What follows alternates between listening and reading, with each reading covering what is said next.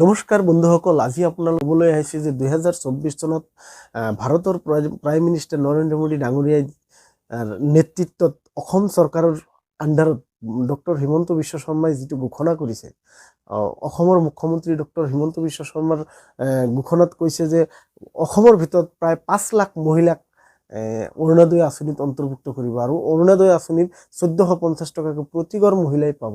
গতিকে এই 2024ত আপুনি কেনেকুৱাকৈ এপ্লাই কৰিব, কি ধৰণে এপ্লাই কৰিলে আপুনি অৰুণোদয় আঁচনিৰ অন্তৰ্ভুক্ত হ'ব লাগিব আৰু প্ৰথম ষ্টেপত আপুনি কাৰ ওচৰত যাব লাগিব, কি কি ডকুমেণ্টছ লাগিব, এই সংক্ৰান্তে আপোনালোকৰ মাজত এটা ভিডিঅ' দিছোঁ আমি।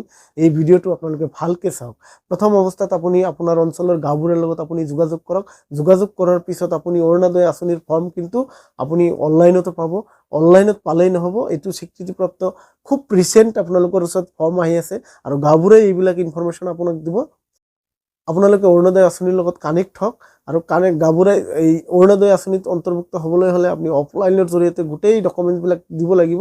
প্ৰথম অৱস্থাত আপুনি যদি অৰুণোদয় আঁচনিৰ অন্তৰ্ভুক্ত হয় তেতিয়াহ'লে আপোনাৰ BPL ৰেচন কাৰ্ড থাকিব লাগিব আৰু বছৰি ইনকাম আপোনাৰ 2 লাখতকৈ কম হ'ব লাগিব আৰু আপোনাৰ গোটেই ডকুমেণ্টছখিনি লৈ পেলাই গাঁওবুঢ়াৰ ওচৰত ফৰ্ম জমা দি পেলাই আপুনি প্ৰথম অৱস্থাত গাঁওবুঢ়াৰ তাত যাব লাগিব। গাঁওবুঢ়াই ভেৰিফাই কৰাৰ পিছত আকৌ আপোনাৰ সেইটো পঞ্চায়তত আহিব। যদি পঞ্চায়তৰ পৰা ভেৰিফাই কৰে আপুনি SDC চাৰ্কুল অফিচত গৈ পেলাই আপুনি আপোনাৰ অৰুণোদয় আঁচনিত অন্তৰ্ভুক্ত হ'ব পাৰিব। আপুনি এই গোটেই ডকুমেণ্টছ আৰু আপোনাৰ এইখিনি চৰ্ত যদি থাকে, এই ডকুমেণ্টছখিনি যদি থাকে, আপোনাক অৰুণোদয় আঁচনি দিবই।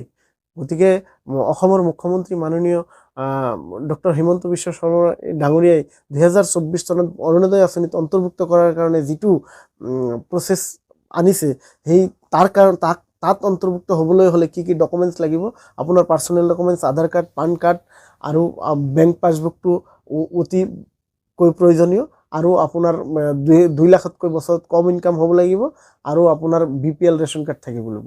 এই কেটেগৰীত যদি আপুনি পৰিছে, আপুনি নিশ্চয় বছৰত প্ৰতি মাহত আপুনি 1450 টকাকৈ পাব আৰু অৰুণোদয় আঁচনিত অন্তৰ্ভুক্ত হ'ব।